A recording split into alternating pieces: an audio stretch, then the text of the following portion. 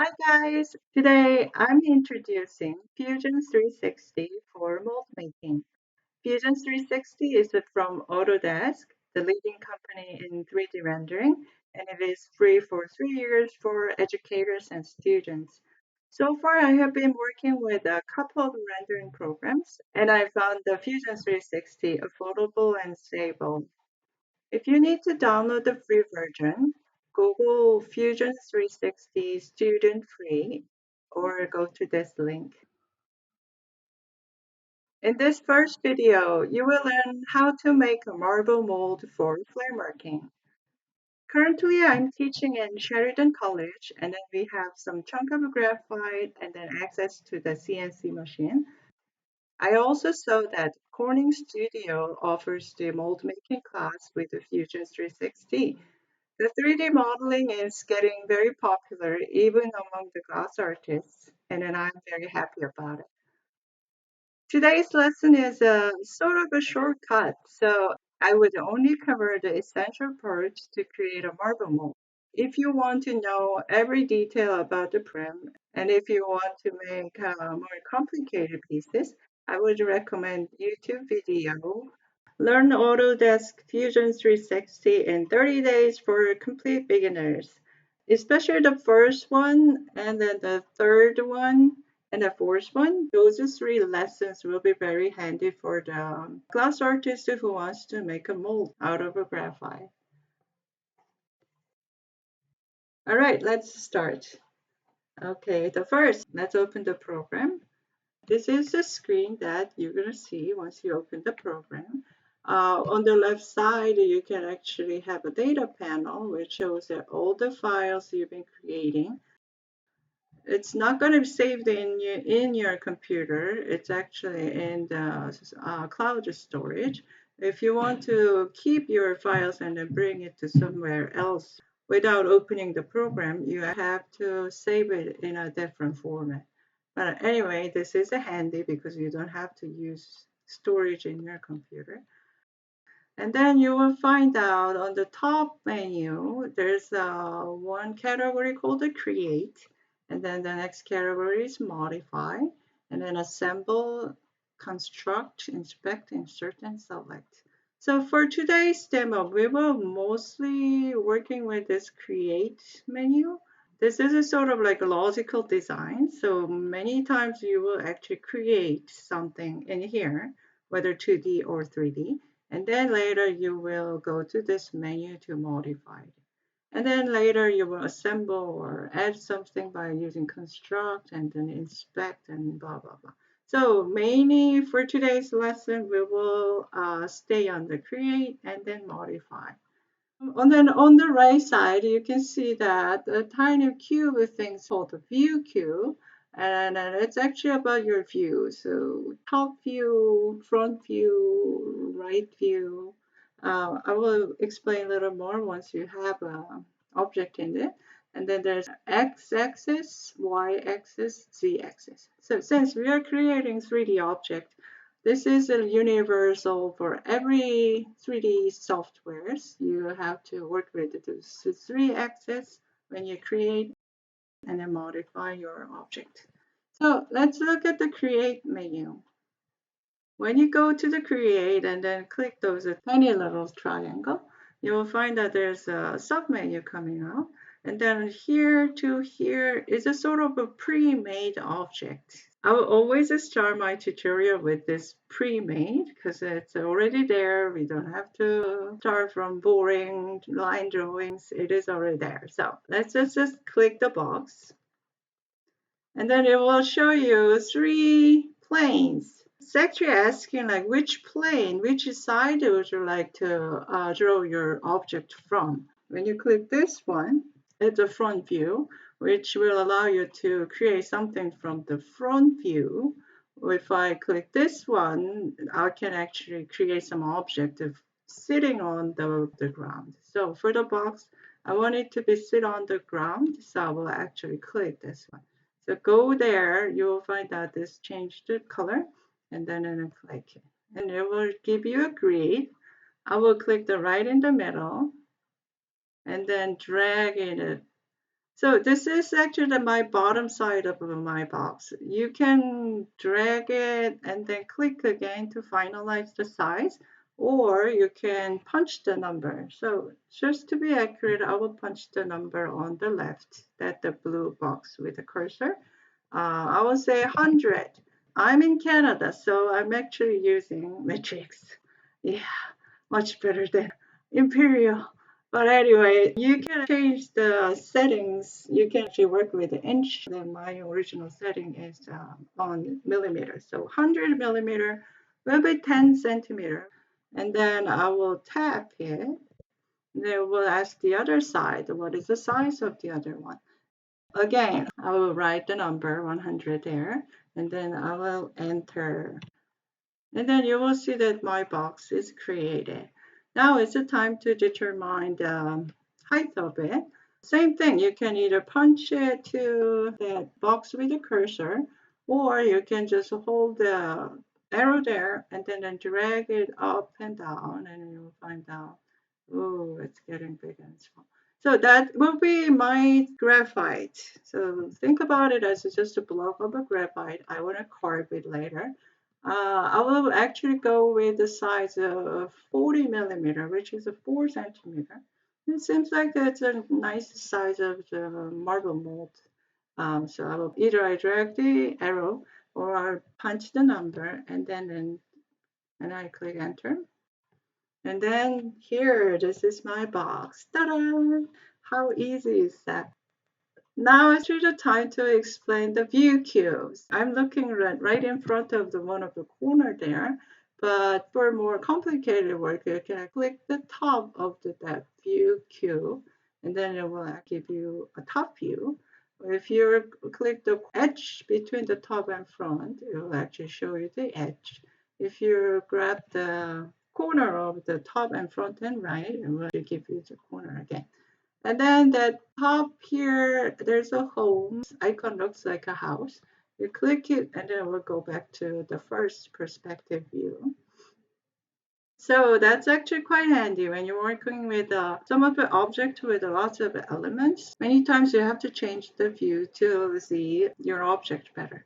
And then there's a couple more stuff like orbit. You click it and then you can see that icon changes to kind of planet looking. And then click it and drag at the same time and then you'll find that this is orbiting. It will give you a better look of everywhere. Once you're done, and then when you go back to creating and modifying, you have to tap ESC so that you have to see that it's not blue highlighted. Let's see other things. I want to just look at this side, and then you can actually just click the side, and it will show you that view. And then you can pan it.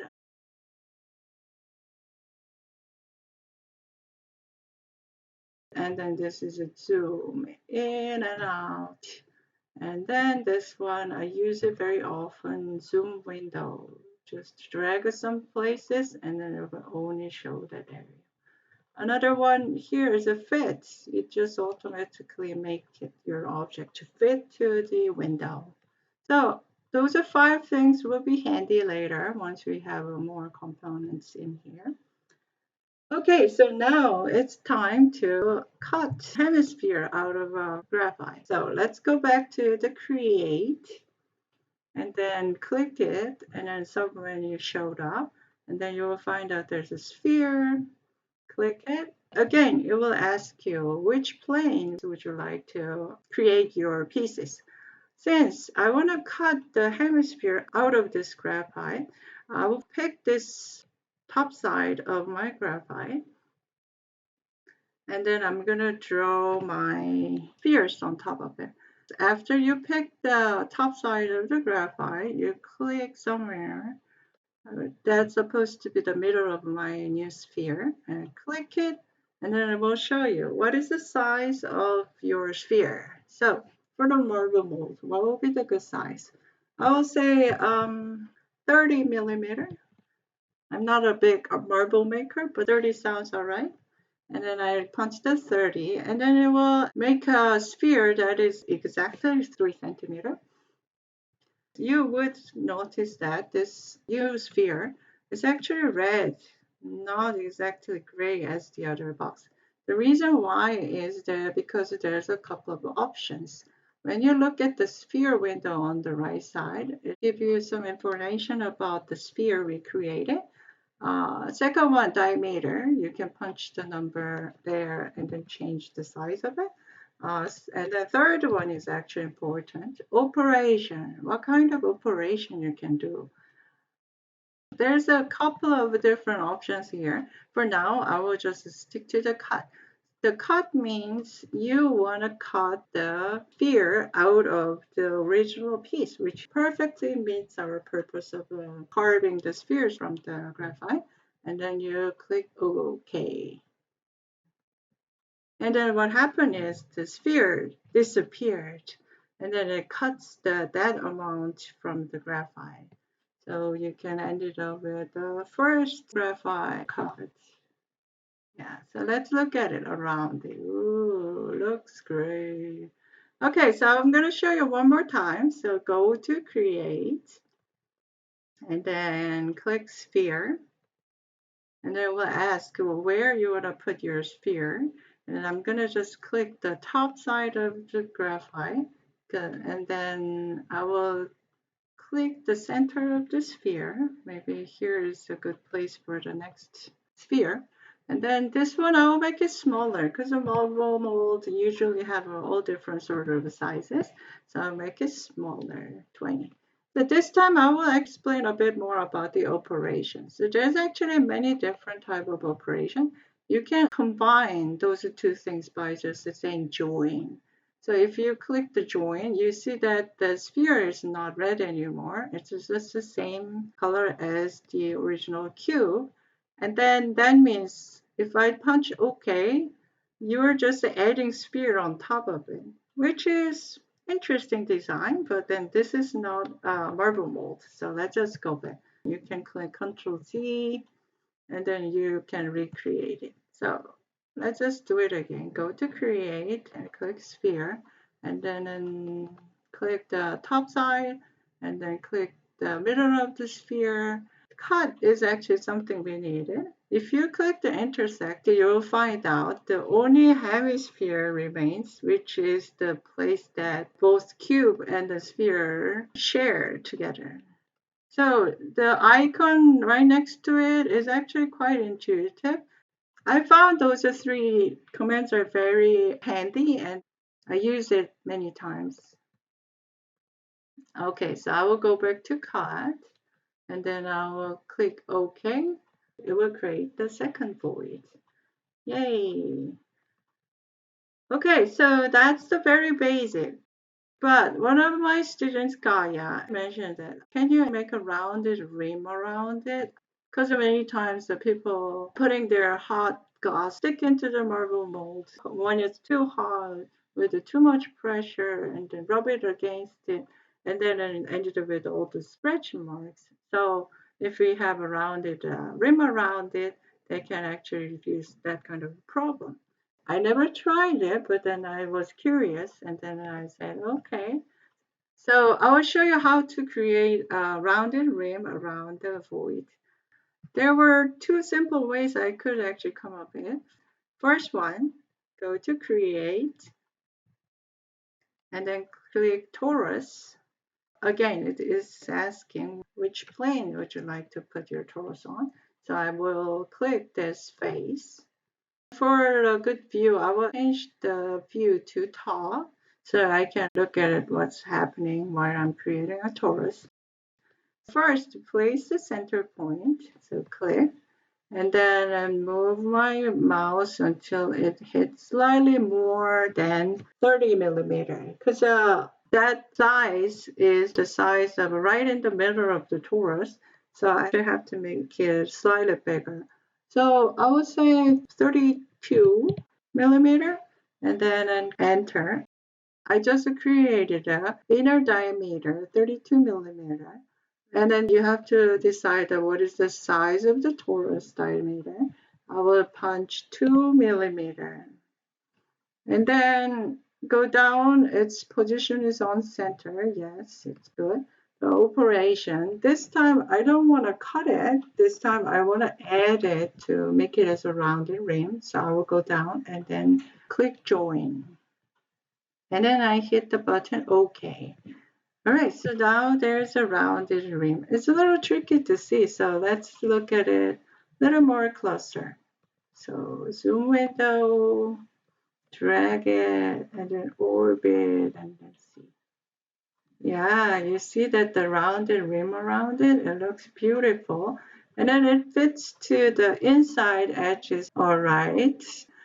Okay, second option, I thought maybe we can fill at the edge of the void we created. So go to modify and then click fill it. And then fill it window will pop up. And then you go nearby the edges there.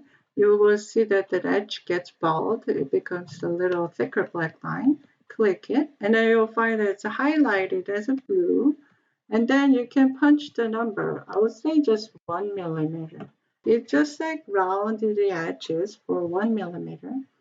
Maybe 1 millimeter is too big. And then I will go even 0.5 and see. I think 0.5 will actually works better. And then you click OK. And what happened here is I just like rounded the edge of the void by just like carving it down. So let's see that whether it is going to give us nice smooth edges that doesn't bother the hot molten glass to create a scratch mark. So I will go back to Fit. And then in order to inspect the edges, this is a little tricky to see because everything is all rounded. So I will go to Inspect, go to Section Analysis, just showing you the dissected piece of yours. Again, you have to decide which plane you want to go. This time I want to slice it from the side, so I will just click this one. And then while I'm moving the arrows, it will actually show the dissection of your pieces. This may give you a good idea about what it looks like. So let's just like look at this. Do you see that? That is very rounded. And then all the way, it is all the way rounded, which is perfect. Ha ha ha, I'm very happy about it. Let's check the other one, the fillet one. I think at this point I actually have to zoom a little bit closer. I'll just go a little more closer. Or I can zoom it with this magnifying glass. Edge here, so yeah, it's actually pretty round to me. I think that really will fit for our purpose. So that's how we make it. This one, this dissection property is just happening in the renderings. It's not permanent. So when you go to the section analysis and just cancel it, it will just turn back to your original. Another quick tip, if you don't like the way it sits, I need a little bit more of a margin there. You can simply click this and then right click and then move, and then you can move the face around.